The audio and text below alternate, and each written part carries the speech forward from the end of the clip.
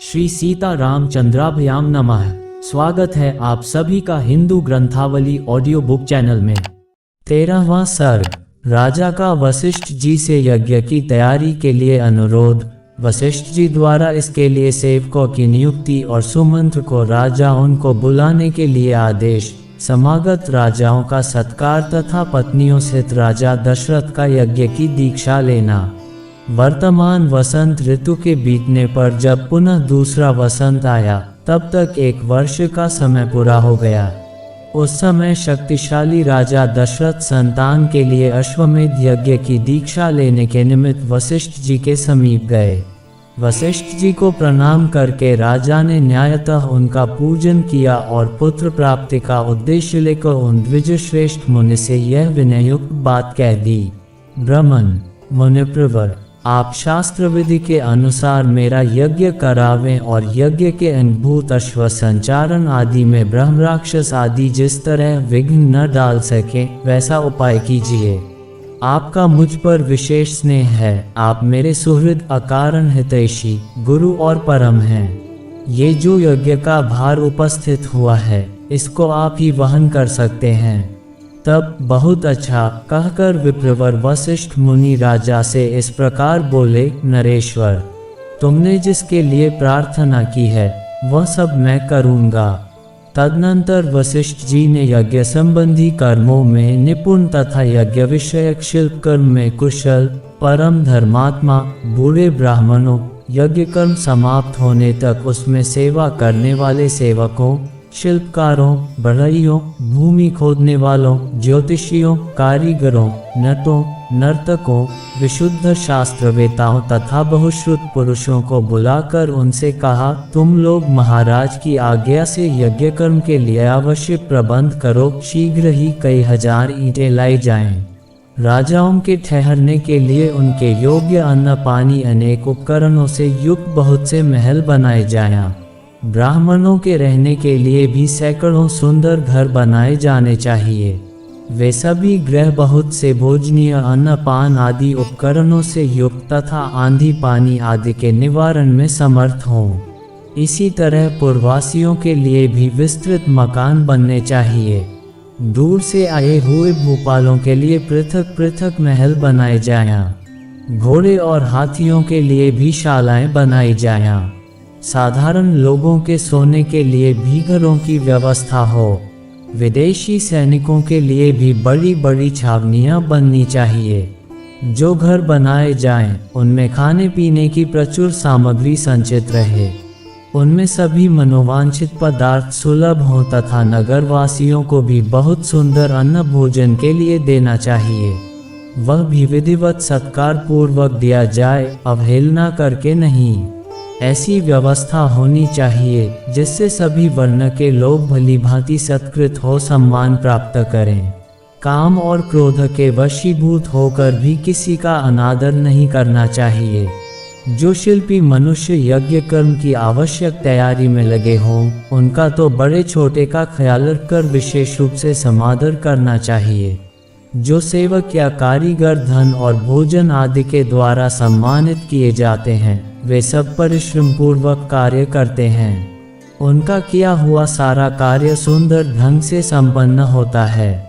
उनका कोई काम बिगड़ने नहीं पाता। अतः तुम सब लोग प्रसन्नचित होकर ऐसा ही करो।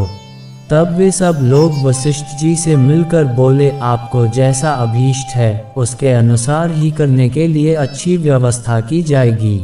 कोई भी काम बिगड़ने नहीं पाएगा। आपने जैसा कहा है हम लोग वैसा ही करेंगे। उसमें कोई त्रुटि नहीं आने देंगे। तदनंतर वशिष्ठ जी ने सुमंत्र को बुलाकर कहा, इस पृथ्वी पर जो धार्मिक राजा, ब्राह्मण, क्षत्रिय, वैश्य और सहस्रों शूद्र हैं, उन सबको इस यज्ञ में आने के लिए निमंत्रित करो। सब देशों के अच्छे लोगों को सत्कार पूर्वक यहाँ ले आओ। मिथिला के स्वामी शूरवीर महाभाग जनक सत्यवादी नरेश हैं। उनको अपना पुराना संबंधी जानकर तुम स्वयं ही जाकर उन्हें बड़े आदर सत्कार के साथ यहाँ ले आओ। इसीलिए पहले तुम्हें ये बात बता देता हूँ। इसी प्रकार काशी के राजा अपने स्नेही मित्र हैं और सदा प्रिय वचन बोलने वाले हैं। वे सदाचारी तथा देवताओं के तुल्य तेजस्वी हैं, अतः उन्हें भी स्वयं ही जाकर ले आओ। केके देश के बूढ़े राजा बड़े धर्मात्मा हैं, वे राज सिंह महाराज दशरथ के ससुर हैं, अतः उन्हें भी पुत्र सहित यहाँ ले आओ। अन्य देश के स्वामी महाधनुर्धर राजा रोमपाद हमारे महाराज के मित्र हैं, अतः उन्हें पुत्र सहित यहाँ सत्कार पूर्वक ले आओ। कौशल राज भानुमान को भी सत्कार पूर्वक ले आओ। मगध देश के राजा प्राप्तिज्ञ को, जो शूरवीर, सर्वशास्त्र विशारद, परम उदार तथा पुरुषों में श्रेष्ठ हैं, स्वयं जाकर सत्कार पूर्वक बुला ले आओ। महाराज की आज्ञा लेकर तुम पूर्व देश के श्रेष्ठ नरेशों को तथा सिंधु सौवीर एवं सौराष्ट्र देश के भूपालों को यहाँ आने के लिए निमंत्रण दो। दक्षिण भारत के समस्त नरेशों को भी आमंत्रित करो। इस भूतल पर और भी जो नरेश महाराज के प्रति स्नेह रखते हैं, उन सबको सेवकों और सगे संबंधियों सहित यथासंभव शीघ्र बुला लो। महाराज की आज्ञा से बड़भागी दूतों द्वारा इन सब के पास बुलावा भेज दो। वशिष्ठ का ये वचन सुनकर सुमंत्र ने तुरंत ही अच्छे पुरुषों को राजा उनकी बुलाहट के लिए जाने का आदेश दे दिया। परम बुद्धिमान धर्मात्मा सुमंत्र वशिष्ठ मुनि की आज्ञा से खास राजाओं को बुलाने के लिए स्वयं ही गए।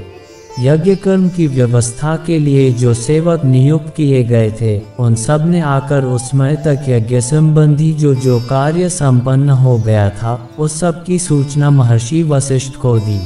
ये सुनकर वे द्विज श्रेष्ठ मुनि बड़े प्रसन्न हुए और उन सब से बोले, भद्र पुरुषों, किसी को जो कुछ देना हो उसे अवहेलना या अनादर पूर्वक नहीं देना चाहिए, क्योंकि अनादर पूर्वक दिया हुआ दान दाता को नष्ट कर देता है, इसमें संशय नहीं है।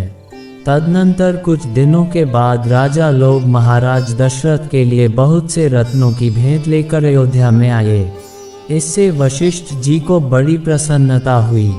उन्होंने राजा से कहा, पुरुष सिंह, तुम्हारी आज्ञा से राजा लोग यहाँ आ गए।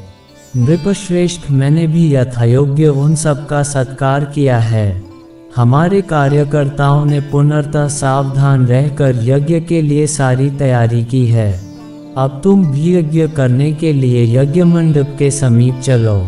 राजेंद्र, यज्ञ मंडप में सब और सभी वांछनीय वस्तुएं एकत्र कर दी गई हैं। आप स्वयं चलकर देखें। यह मंडप इतना शीघ्र तैयार किया गया है, मानो मन के संकल्प से ही बन गया हो। मुनिव वशिष्ठ तथा ऋषिशृंग दोनों के आदेश से शुभ नक्षत्र वाले दिन को राजा दशरथ यज्ञ के लिए राजभवन से निकले। तत्पश्चात वशिष्ठ आदि सभी श्रेष्ठ द्विजों ने यज्ञ मंडप में जाकर ऋषिशृंग को आगे करके शास्त्रोक्त विधि के अनुसार यज्ञ कर्म का आरंभ किया। पत्नियों सहित श्रीमान अवध नरेश ने यज्ञ की दीक्षा ली। इस प्रकार श्री वाल्मीकि निर्मित आर्ष रामायण आदि काव्य के बालकांड में 13वां सर्ग पूरा हुआ। 13